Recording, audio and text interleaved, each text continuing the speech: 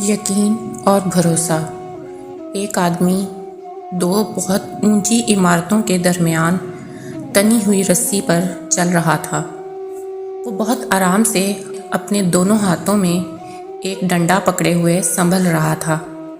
اس کے کاندھوں پر اس کا بیٹا بیٹھا تھا۔ زمین پر کھڑے تمام لوگ دم سادھے کھڑے یک ٹک اسے دیکھ رہے تھے۔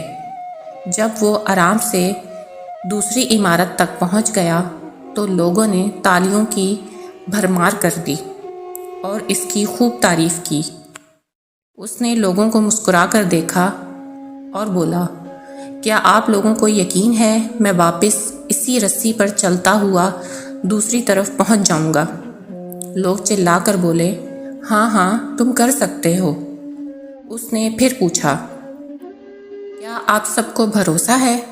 لوگوں نے کہا، ہاں ہم تم پر شرط لگا سکتے ہیں۔